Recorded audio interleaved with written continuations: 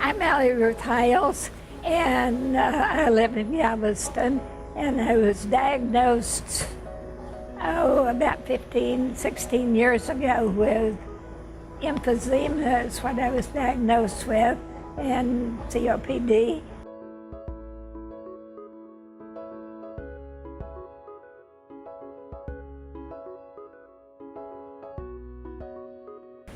And at first I was just put on inhalers, and then I had to go to oxygen at night, and then oxygen during the day.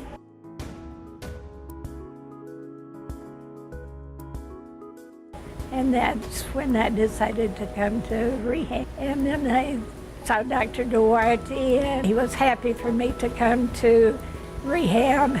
Pulmonary rehabilitation, in my perspective, is a non-invasive, non-medicinal approach to chronic respiratory disease, in which a team approach places the patient in the center and provides structured exercise 2 to 3 times a week for several weeks.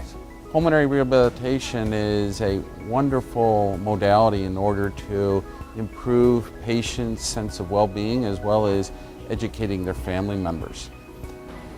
The weights and the treadmill and the bicycle, and then it just makes me feel 100% better.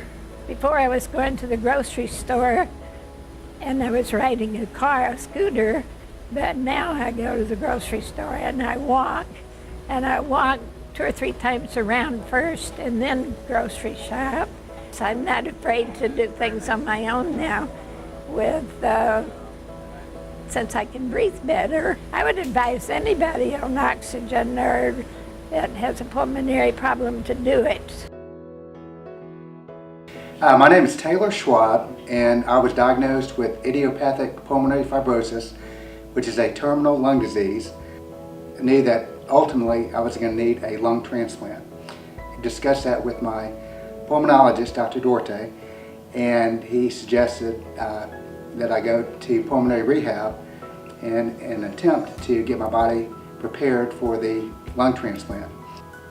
Part of the difficulties with suffering from a lung disease, it becomes harder and harder to breathe, and consequently what I found myself, I started getting complacent and inactive, kind of like being a couch potato. The pulmonary rehab was instrumental in my ability to withstand the rigors of the lung transplant, as well as recover from the lung transplant. In other words, pre-rehab, when I was undergoing pulmonary rehab, my therapist had to help me along and help me with my breathing. Post-lung transplant, my pulmonary therapist told me that, hey, I could breathe deeply, and actually had to slow me down because then I was going too fast and too quick during my exercise regimen. And sometimes I would get ahead of myself and get really too worn out, and my therapist would have to slow me down. In the pulmonary rehabilitation setting, as well as at home, with the guidance of a respiratory therapist, a physician, an exercise physiologist, and each one of them provides insight and assistance on teaching patients on how to exercise properly, how to establish an exercise program at home, so what they learn in the rehabilitation center they can begin to do at home. The other thing that many people forget about is that it's not just exercise training, but it's education about how to manage medications, how to best manage oxygen, how to adjust oxygen, as well as how to care for themselves when they have an acute worsening. And then the other major point is nutrition. What foods are appropriate and how to adjust other things that will make them feel better.